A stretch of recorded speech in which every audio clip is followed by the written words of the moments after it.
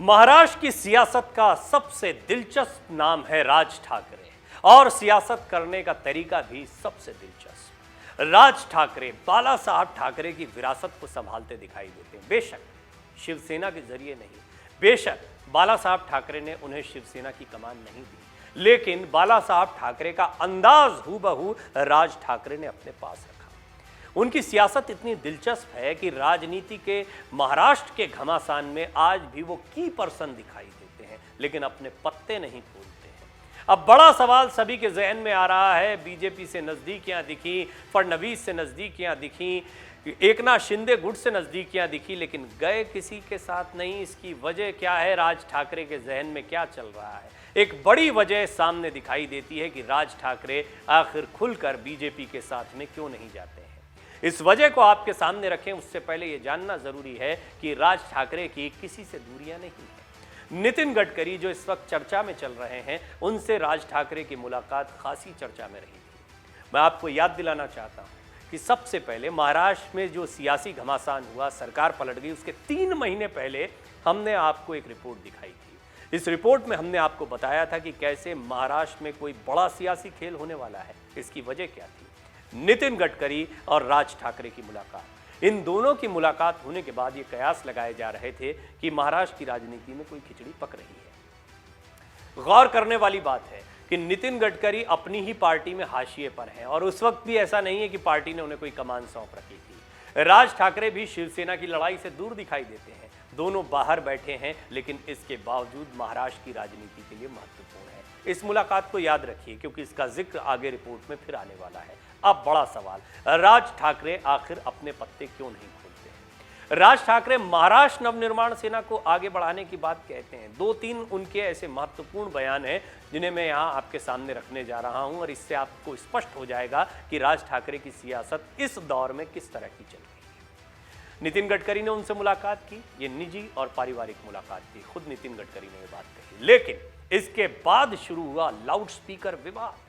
Loud speaker या अजान के विवाद को लेकर राज ठाकरे पूरी देश में चर्चा का केंद्र बन गए, लेकिन धीरे धीरे वो इस विवाद से बाहर निकल गए और देखते ही देखते बीजेपी ने, अन्य लोगों ने इस मुद्दे को अपने हाथ में ले लिया। खासतौर पर उत्तर प्रदेश की सरकार ने, योगी आदित्यनाथ ने लाउड स्पीकर्स को लेकर बाकायदा एक पॉलिसी बना दी। उस पॉलिसी का कड़ाई से पालन उत्तर प्रदेश में होने लगा। राज ठाकरे ने योगी आदित्यनाथ की तारीफें करना शुरू की। उन्होंने अयोध्या आने की बात कही, लेकिन उत्तर भारतीयों को लेकर उनका जो पुराना स्टैंड था वो भारी पड़ा, वो आड़े आ गया।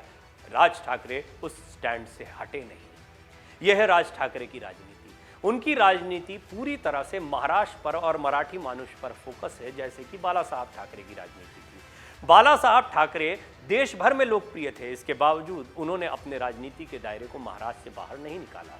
उन्होंने महाराष्ट्र के किले को इतना मजबूत बनाकर रखा कि वो हमेशा राज्य की राजनीति को प्रभावित करते थे। राज ठाकरे की सियासत ठीक ठीक ऐसी ही है। राज ठाकरे अब भी उत्तर भारतीयों को लेकर उनके जो बयान थे या जो बातें थी, उस स्टैंड से दूर नहीं हुए हैं। बेशक वो बीजेपी की तारीफ कई मौकों पर करते दिखाई दिए हैं, लेकिन ये हाल का दौर है, ये बदलता दौर है। इससे पहले वो प्रधानमंत्री मोदी की आलोचना भी कर चुके हैं, इससे पहले वो बीजेपी के खिलाफ भी बोल चुके हैं। ये राज ठाकरे का अंदाज है। राज ठाकरे खुलकर किसी के साथ नहीं होते। आपको याद है, जब सरकार का गठन हुआ उसके बाद भी राज ठाकरे ने एकनाथ शिंदे को लगभग हिदायत दी और सतर्क रहने के लिए कहा। देवेंद्र फडणवीस को स्पष्ट शब्दों में कह दिया कि आप शिवसेना में फूट का श्रेय मत लीजिए। ये वजह है उद्धव ठाकरे।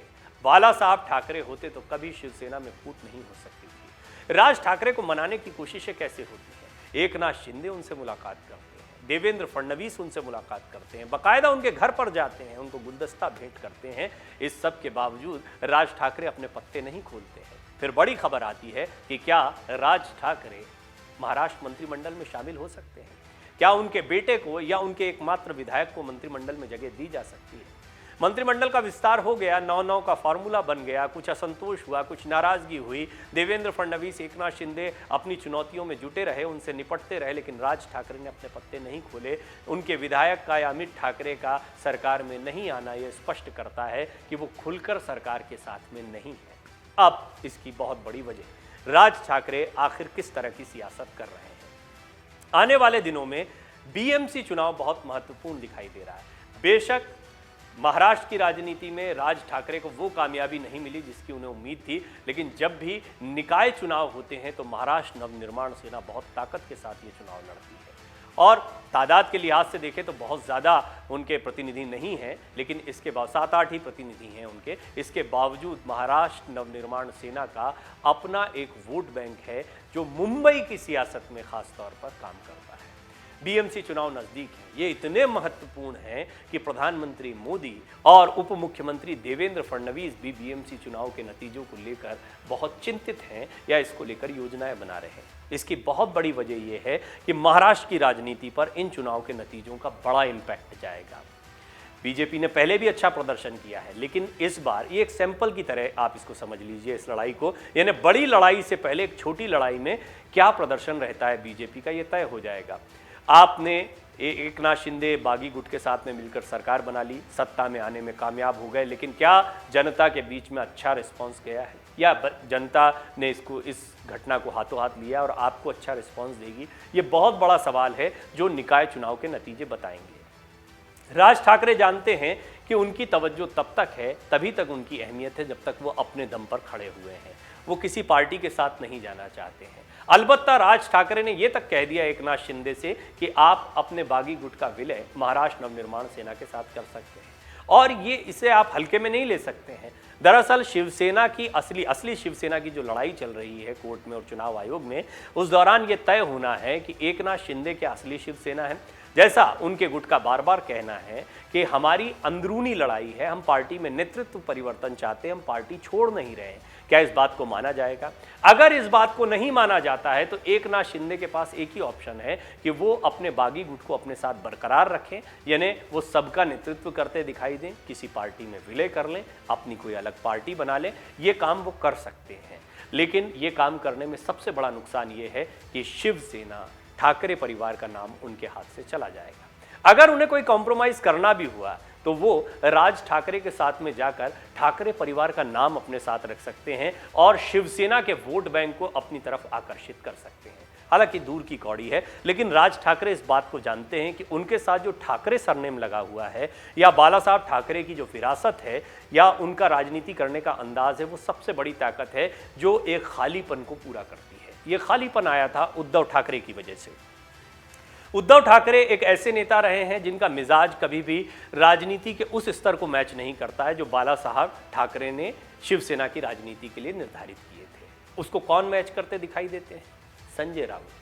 संजय राउत के बयान हो, उनका लिखना हो, कड़ी बातें हो। उद्धव ठाकरे गाए बगाए कई बातें कहते हैं, उस अंदाज में दिखाई देते हैं और ऐसा लगता है कि उनको कहा जाता है कि आपको इस भाषा में बोलना चाहिए, क्योंकि यह भाषा शिवसेना की भाषा है और इसी से शिवसेना का मतदाता कार्यकर्ता प्रभावित होता है। वो एक कड़ापन चाहता है, वो रौब चाहता है जो बाला साहब ठाकरे दिखाते थे, जैसा राज ठाकरे मनसे के साथ में, अपनी पार्टी के साथ में दिखाते हैं, अपने बयानों में दिखाते हैं, वो एग्रेसिवनेस दिखाते हैं। संजय राउत में कुछ हद तक है, लेकिन उनकी फेस वैल्यू वो नहीं है जो ठाकरे परिवार की है, राज ठाकरे की है। उद्धव ठाकरे की भी है, लेकिन उद्धव ठाकरे के साथ सिर्फ ठाकरे सरनेम है, वो बाला साहब ठाकरे के बेटे हैं। बाला साहब ठाकरे के बेटे होने के नाते उन्होंने औपचारिक तौर पर उत्तराधिकारी बनाया है। राज ठाकरे को अपने रहते ही उन्होंने किनारे कर दिया था, इसलिए भी उद्धव ठाकरे को ज़्यादा तवज्जो मिली कि वो बाला साहब की विरासत को आगे बढ़ा रहे हैं। अब आदित्य ठाकरे और तेजस ठाकरे को उन्होंने फ्रंट रो में रखा है और खुद पीछे चले गए हैं, यानी कि अब उनके बेटे शिवसेना की इस लड़ाई को आगे लड़ रहे हैं। इस सबके बीच में राज ठाकरे के पास दो ऑप्शन हैं। राज ठाकरे या तो शिव सैनिकों को अपने साथ ला सकते हैं, यानी सचमुच जो बात कहते हैं कि महाराष्ट्र नवनिर्माण सेना को वो इतना मजबूत कर लें, इतनी बड़ी पार्टी बना लें कि वो सचमुच में बाला साहब ठाकरे की शिवसेना के विकल्प के तौर पर मुंबई में और महाराष्ट्र में स्थापित हो जाए और राजनीति को ठीक वैसे ही प्रभावित करे जैसे बाला साहब ठाकरे प्रभावित किया करते थे। या फिर बहुत मुमकिन है कि शिवसेना का जो बना बनाया पूरा तंत्र है, कार्यकर्ता हैं, ब्लॉक्स हैं, उनके ऊपर अगर उन्हें जाना है या उनको अपने साथ लाना है तो वो शिवसेना के प्रमुख बन जाएं। ये तभी मुमकिन है जब शिवसेना पहले तो एकनाथ शिंदे के पास रहे, फिर वहाँ पर ठाकरे परिवार के किसी चेहरे को ऊपर बैठाने की कवायद तेज हो और उसके बाद में फिर राज ठाकरे इस बात के लिए मंजूरी भी दे दें। हालांकि ये एक बहुत लंबी प्रक्रिया है। राज ठाकरे को ऐसा नहीं लगता है कि इस बात से कोई भी इनकार होगा कि वो शिवसेना को संभालें, ये उनका पुराना सपना रहा है। और उद्धव ठाकरे से उनकी जो दूरियां रहीं या फिर उत्तराधिकारी को लेकर जो लड़ाई रही, वही उनकी सबसे बड़ी लड़ाई थी। वो हमेशा से खुद को एक शिव सैनिक मानते हैं, बाला साहब के पदचिन्हों पर चलने वाला एक शिव सैनिक वो कहते हैं। हालांकि शिवसेना उनसे दूर है और वो शिवसेना और शिव सैनिकों से दूर है। महाराष्ट्र नवनिर्माण सेना में भी काडर कौन सा आया था? जो शिवसेना का बेसिक काडर था, उसी के वो लोग जो राज ठाकरे को पसंद करते थे उनके साथ जुड़ गए। राजा साहेब के नाम, जैसे बाला साहेब जाने जाते थे, वैसे राजा साहेब के नाम से लोकप्रिय है महाराष्ट्र की राजनीति में राज ठाकरे। राज ठाकरे ने स्पष्टता अपने पत्ते इसलिए नहीं खोले हैं, एक तो वो बीएमसी चुनाव में पूरी ताकत के साथ उतरना चाहते हैं और महाराष्ट्र नवनिर्माण सेना की ताकत को साबित करना चाहते हैं। क्या बीजेपी के साथ, एकनाथ शिंदे गुट के साथ उनका कोई गठबंधन होगा, सीटों के बंटवारे पर कोई समीकरण बनेंगे? लगता है बीजेपी की थोड़ी थोड़ी मजबूरी रहेगी, लेकिन किस हद तक कॉम्प्रोमाइज होता है, या फिर राज ठाकरे जैसा अपने अंदाज के लिए जाने जाते हैं, सभी की सभी सीटों पर लड़ते हैं, वो बीजेपी को भी चुनौती देते दिखें, शिवसेना को भी चुनौती देते दिखें। कांग्रेस एनसीपी तो खैर है ही विपक्ष का हिस्सा। इसके अलावा दूसरा ऑप्शन ये है कि खुलकर वो सरकार के समर्थन में सामने आए और एकनाथ शिंदे बीजेपी के साथ मिलकर चुनाव लड़ें, जो भी समीकरण बनते हैं उनमें हामी भर दें और उसके बाद में भी निश्चित तौर पर उनकी ताकत बढ़ती दिखाई देती है। ये एक औपचारिक ऐलान होगा कि वो बीजेपी के साथ में और एकनाथ शिंदे गुट के साथ में खड़े हुए हैं। तीसरा ऑप्शन ये है कि क्या उद्धव ठाकरे की तरफ से, आदित्य ठाकरे, तेजस ठाकरे की तरफ से कोई प्रयास हो सकते हैं कि परिवार के साथ आकर ज्यादा बड़ी ताकत बने। और निश्चित तौर पर ये दूर की कौड़ी जरूर दिखाई देता हो, लेकिन अगर ऐसा कोई भी समीकरण बनता है कि राज ठाकरे, उद्धव ठाकरे दोबारा साथ में आ जाएं, तो ये शिवसेना की वापसी होगी। ये वही शिवसेना होगी जो बाला साहब ठाकरे ने बनाई थी और एकनाथ शिंदे इसमें बिल्कुल किनारे पड़ जाएंगे। ये बीजेपी के हित की बात नहीं दिखाई देती है, इसलिए बीजेपी राज ठाकरे की बातों को मानने के लिए मजबूर सी दिखाई पड़ती है। राज ठाकरे इस बात को जानते हैं, इसीलिए राज ठाकरे कोई जल्दबाजी नहीं कर रहे हैं, अपने पत्ते नहीं खोल रहे हैं। वो बीजेपी के या एकनाथ शिंदे गुट के समर्थन में खुलकर नहीं दिखाई देते हैं। कुल मिलाकर आने वाले बीएमसी चुनाव में बहुत हद तक तस्वीर साफ हो जाएगी कि राज ठाकरे किस ओर जा रहे हैं, राज ठाकरे के दिमाग में क्या चल रहा है। लेकिन इस रिपोर्ट के जरिए हमने आपको बताने की कोशिश की कि राज ठाकरे की सियासत किस तरह की रही है, उनके पास क्या क्या विकल्प खुले हैं, उनकी ताकत क्या है और क्या वजह है कि वो अभी सारी स्थितियों पर नजर बनाए हुए हैं और कौन कौन से फैसले हैं या कौन से कदम हैं जो उनके फेवर में हो सकते हैं, जिसके बाद वो कोई बड़ा कदम उठाएंगे, बीजेपी शिंदे गुट के साथ खुलकर जाएं या फिर वो अपना कोई अलग रास्ता बनाएं, अपनी अलग राजनीतिक बिसात बिछाएं। अगर आप ये वीडियो YouTube पर देख रहे हैं तो हमारे चैनल को सब्सक्राइब करें और बेल आइकन को दबाना ना भूलें। अगर आप Facebook पर ये वीडियो देख रहे हैं तो हमारे पेज को लाइक करें। डाउनलोड करें अमर उजाला ऐप और पाएं खबरें लगातार।